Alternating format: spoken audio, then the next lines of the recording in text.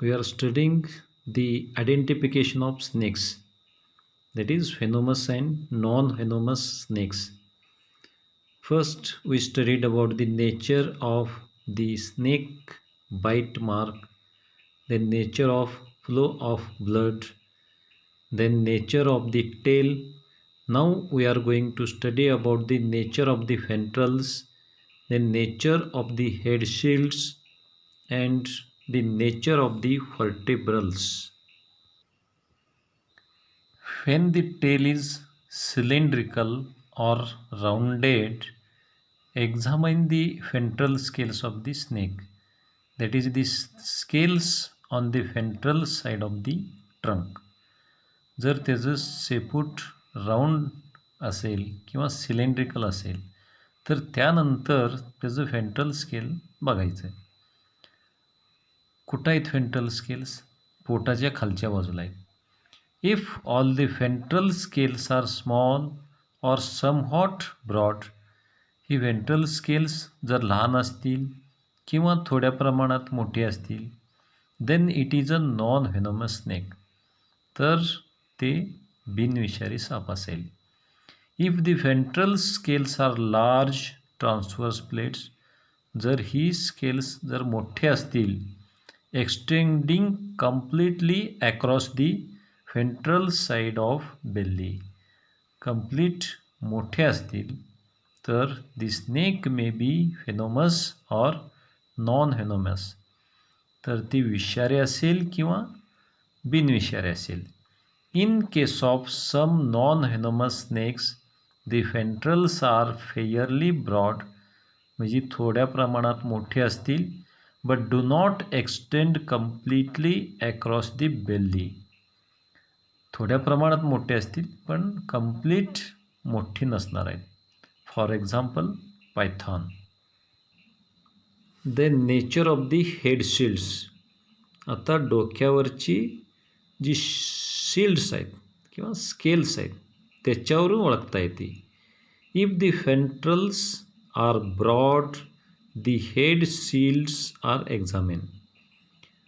आता त्याची जी व्हेंट्रल्स आहेत ती कंप्लीट ब्रॉड असतील, खालचं भाग कवर करत असतील, the head shields are examined, म्हणजे हेड शिल्ड्स बघायचे. If the dorsal scales of the head are small and the head is without shields, then it is a viper and is very venomous, म्हणजे viper ही deadly poisonous आहे. If there is a loreal pit present between the eye and the nostril. आता ही L'Oreal पिट कुठं आहे? डोळे आणि nostrils ह्याच्यामध्ये आहे. जर ते असेल then it is a highly venomous pit viper, तर ते पिट व्हायपर आहे. If the subcaudals are double and there is a loreal pit, then it is a Russell's viper.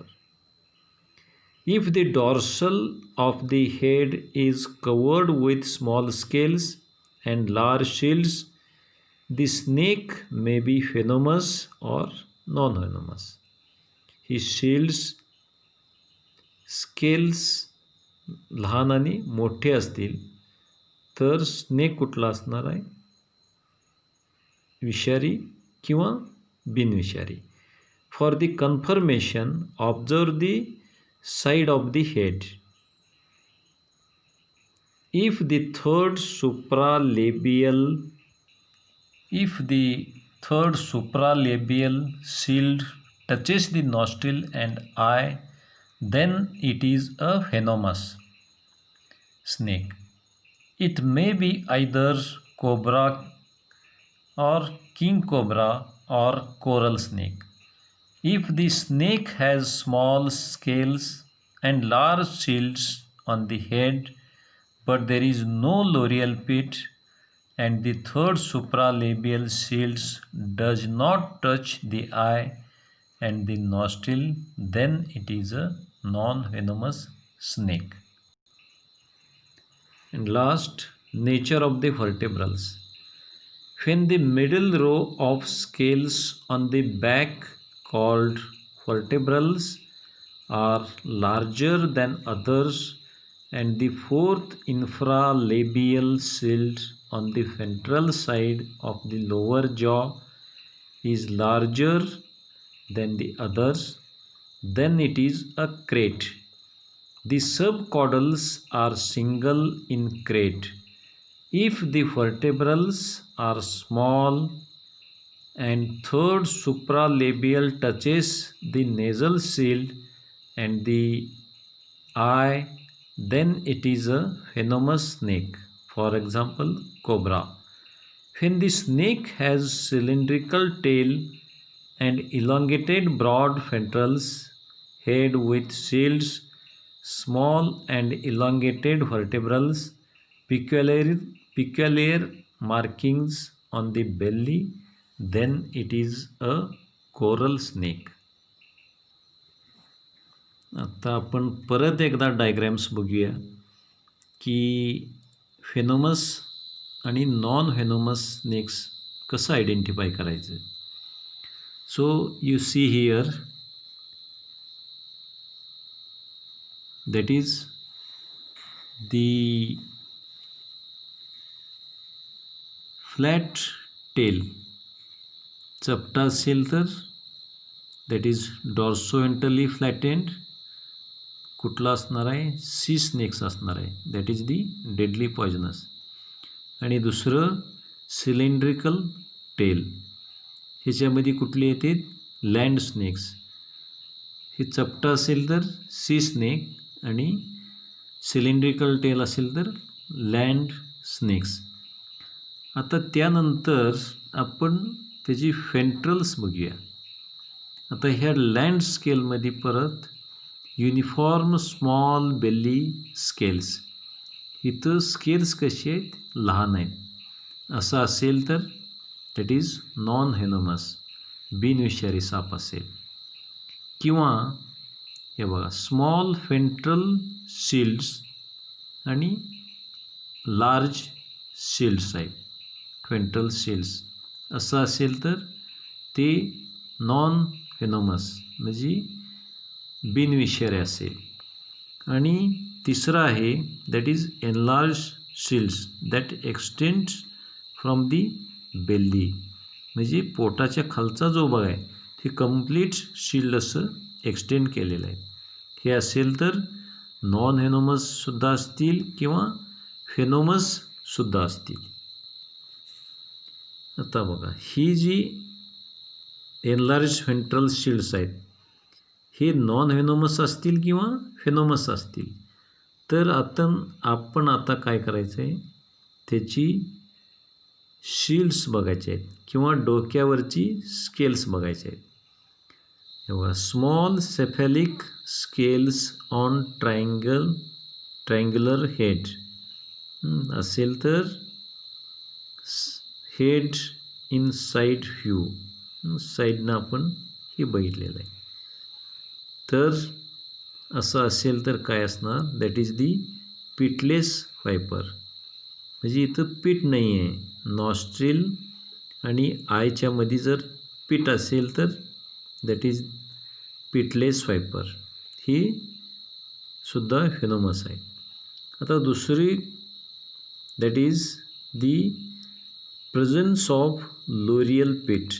हे नॉस्ट्रिल आणि आयज ह्याच्यामध्ये जर लोरियल पीठ असेल तर दॅट इज दी पीठ वायपर.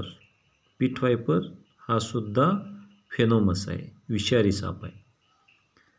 आता तिसरा जो प्रकार आहे ह्याच्या बघा इथं नॉस्ट्रिल आणि आय ह्याच्यामध्ये लोरियल पीठ नाही आहे. तर हे काय असणार आहे? साईडला सेफॅलिक शिल्ड्स आहेत. ही मोठी शिल्ड्स आहेत. हे असं असेल तर दॅट इज नॉन व्हेनोमस ऑर फेनोमस. म्हणजे विषारीसुद्धा असेल किंवा बिनविषारीसुद्धा असेल. आता फर्दर डिटेल्समध्ये जायचं आहे. That is you observe the third supralabial shield.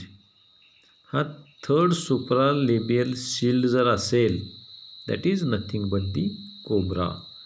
म्हणजे हळूच आपण डिटेलमध्ये जायचं आहे.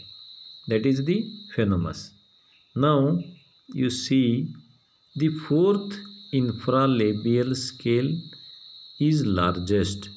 चौथं जर फोर्थ इन्फ्रालेबियल स्केल लार्जेस्ट असेल तर दॅट इज दी क्रेट, मण्यार असेल, दॅट इज फेनोमस.